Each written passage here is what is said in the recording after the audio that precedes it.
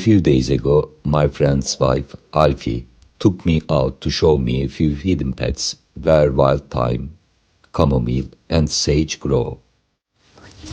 Bak gel. Tam zamanı son. Baksana açılmış artık. Dağ çiçeği gibi. Hop. Hop. Şöyle. She has an incredible understanding of the local endemic and edible plants around here. Bu başka. Şu. Bu da kekik. Bak şunlar o da kekik. Bak. Bunun daha böyle sert kokusu. This entire hillside caught fire last summer. But standing in the middle of it, you realize how beautifully nature heals itself on its own terms. Today, every single square inch of that black, burnt soil is completely covered with an explosion of resilient new life. Gathering these herbs felt less like collecting reference material and more like collecting a lesson in survival. Seeing raw white chamomile blossoms pushing straight through church wood changes your perspective. I took a handful of thyme and chamomile back to the home with me, not just to paint their anatomy, but to see if I could somehow capture that fierce, quiet energy. Ölümsüzlük. Rusçası. Bismertnik. Bismertnik. Türkçesi de altın ot.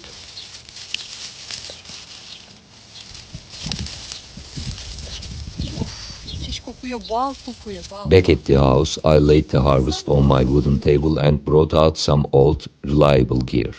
My vintage Sony Alpha 350 paired with a classic Minolta 50mm lens. Vintage glass has a natural, imperfect warmth that modern digital sensors just can't duplicate.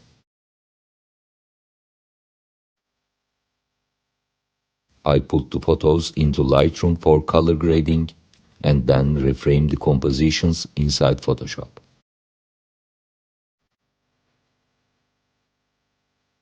The two frames I selected were incredibly complicated, dense, tangled webs of stems and blossoms. To paint them honestly, I knew I had to alter my entire approach.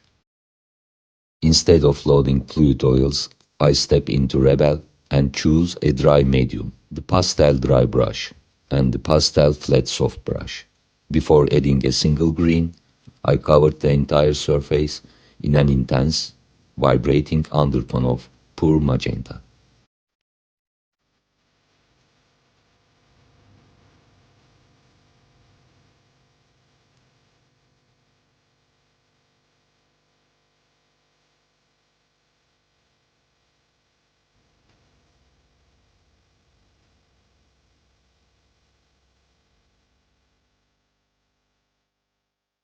I used traditional pastels in my earlier years. It's a beautifully practical medium, but it demands an immense amount of strategic planning. In traditional pastel workflow, you almost always build your world strictly from dark to light. To simulate that traditional canvas friction, I loaded two heavy paper textures into the background to create mess and tooth.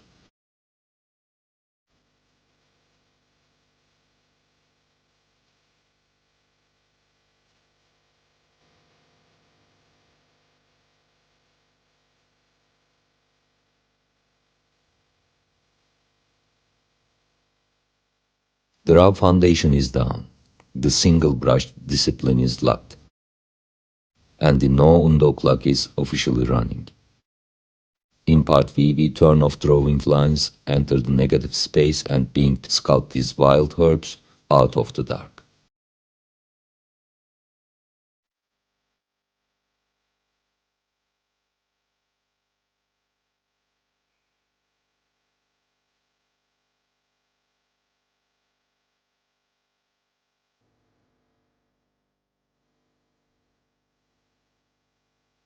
Just like my oil sessions, I am maintaining a strict single brush discipline here.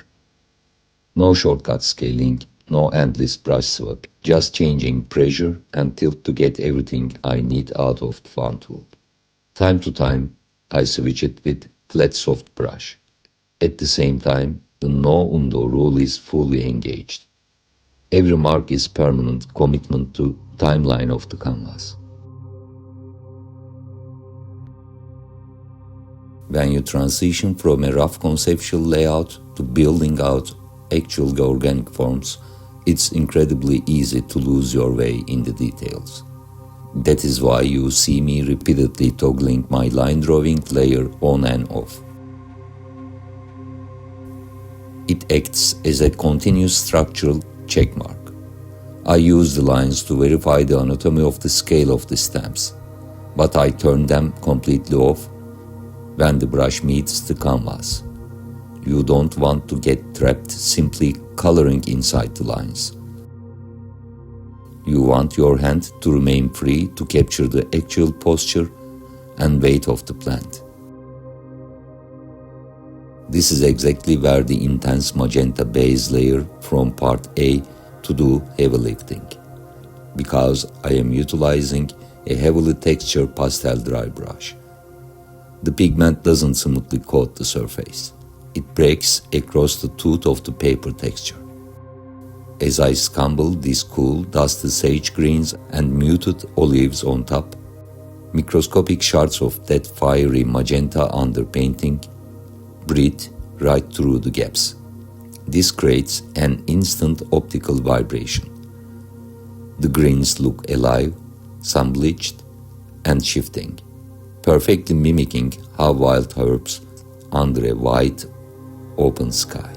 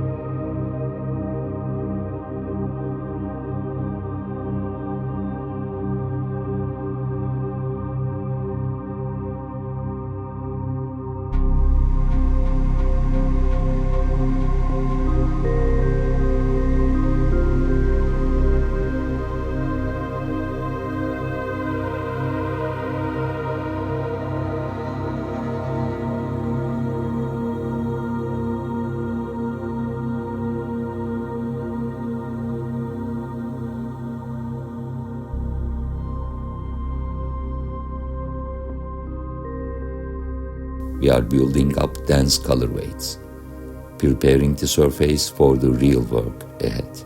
In part C, the entire philosophy of this painting flips. We stop adding shapes, turn our focus to the negative space, and being literally carve these wild blossoms out of the background darkness. Let's head into the final pass.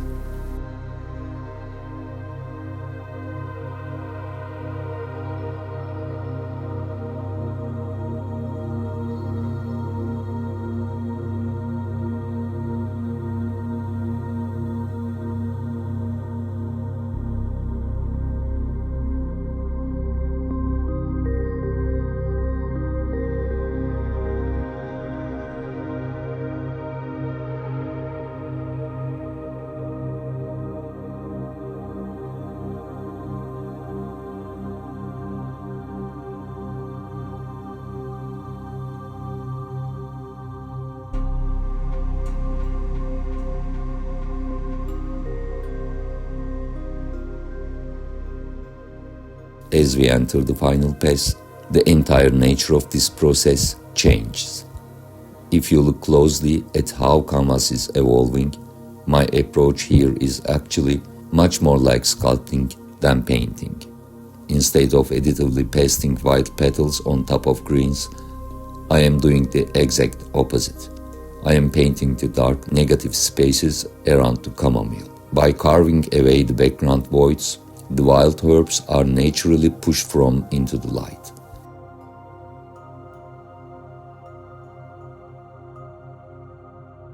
I define the boundaries for a small section, refine it to a convincing degree, and immediately move on to next until the whole arrangement organically emerges from paper.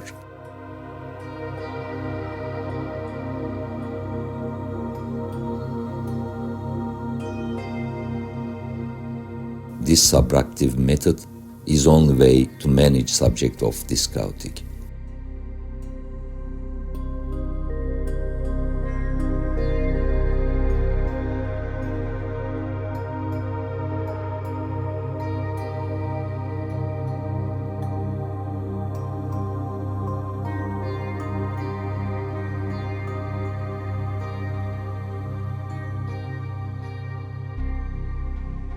If I focus on replicating every single leaf and stem, the surface becomes overpainted, clinical and completely dead.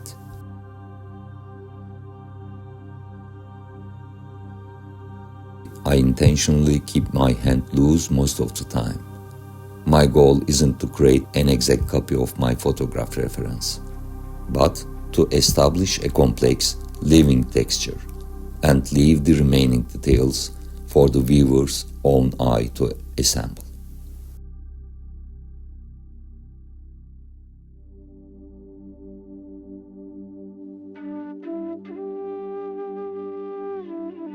To help guide the process, I introduce quick indicators across the canvas.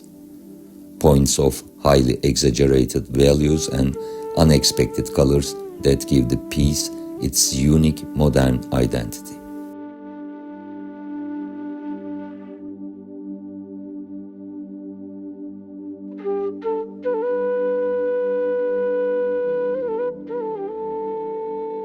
Every mark made during this excavation remains completely honest. The no-window track stayed engaged from the first stroke to the last. I don't want to hide my mistakes or mask accidental shapes. They are part of the history of this day, and they belong to the canvas.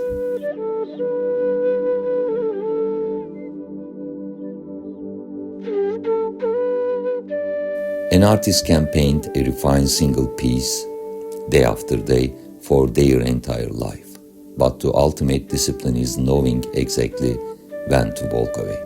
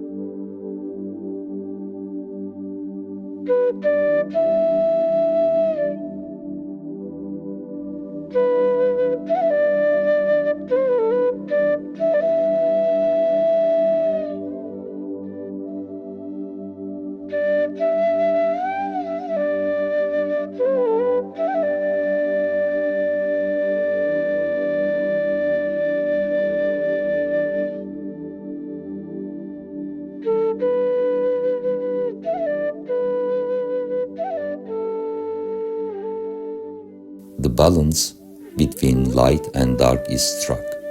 It isn't familiar composition for our eyes, but it stands firmly on its own terms. It is what it is, and it happened its own way, just like that burnt hillside recovering under the open sky.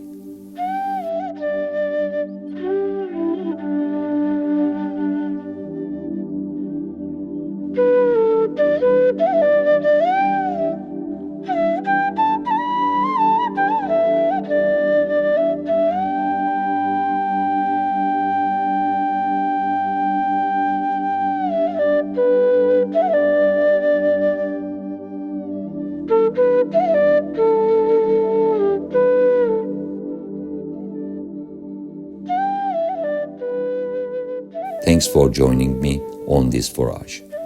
Trust your tools. Leave the undo button behind. Go build something grow. See you in the next session.